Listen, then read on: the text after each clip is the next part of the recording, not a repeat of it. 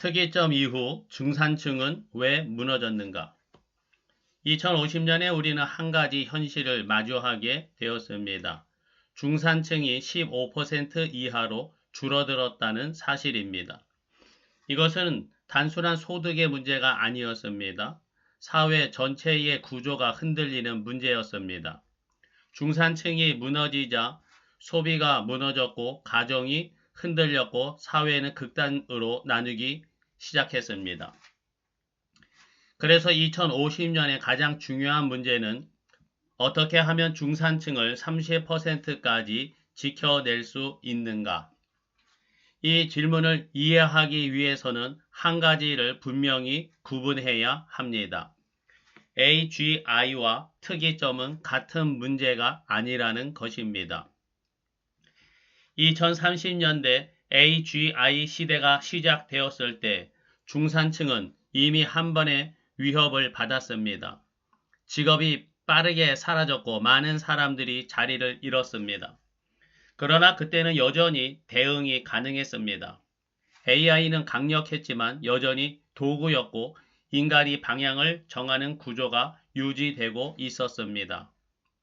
그래서 중산층은 줄어들었지만 완전히 무너지지는 않았습니다. 약 30% 수준이었지만 여전히 유지될 수 있었습니다. 문제는 그 다음이었습니다. 2045년 특이점이 시작되면서 상황이 완전히 달라졌습니다.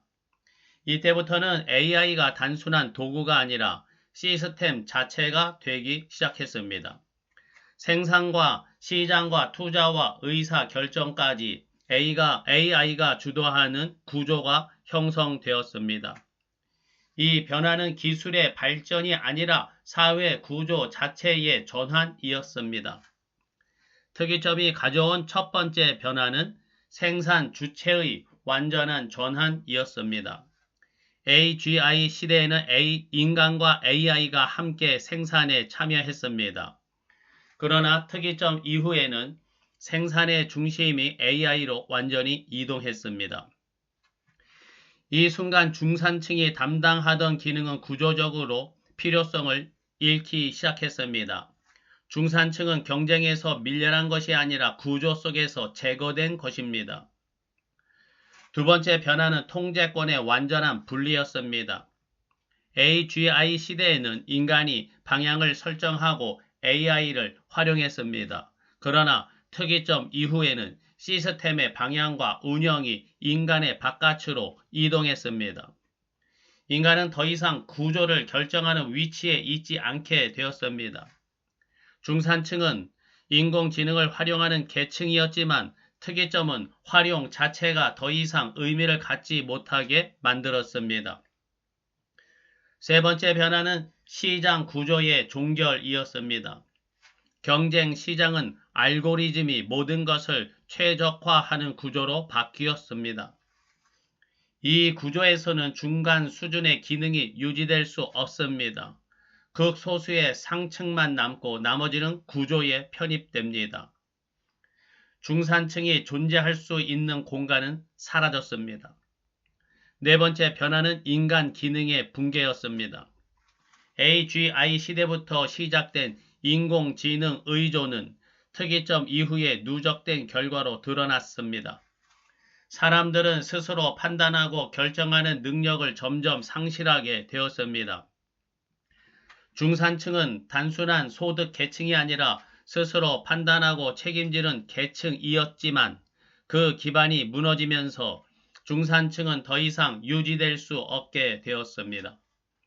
그래서 중산층은 특이점 이후에 무너진 것이 아니라 특이점에서는 존재할 수 없는 구조가 된 것입니다. 그럼에도 불구하고 중산층이 완전히 사라진 것은 아니었습니다. 2050년 현재 중산층은 15% 미만으로 줄어들었지만 구조를 다르게 형성했다면 30% 수준까지는 유지될 수 있었습니다. 2050년의 중산층은 단순히 더 뛰어난 사람들이 아닙니다. 이들은 자신이 무엇을 할 수 있는가가 아니라 어디에 속해 있는가를 기준으로 움직인 사람들이었습니다. 이들은 자동화 여부를 기준으로 선택한 것이 아니라 구조적으로 남겨진 영역 안에 위치한 사람들이었습니다. 이들은 개인 단위로 버틴 것이 아니라 연결된 구조와 네트워크 안에 포함된 사람들이었습니다. 이들은 AI를 활용하는 위치가 아니라 AI 시스템과 연결된 구조 안에 위치한 사람들이었습니다. 중산층은 자연스럽게 유지되지 않습니다. 구조가 바뀌면 중산층도 구조 안에서 다시 형성되어야만 유지됩니다. 이제 2026년에 여러분은 이 질문을 다시 생각해야 합니다. AGI 시대에는 계층을 유지하는 준비가 필요합니다. 그러나 특이점 이후에는 구조 자체를 대비하는 준비가 필요합니다. 그 차이를 늦기 전에 깨닫게 되시기 바랍니다.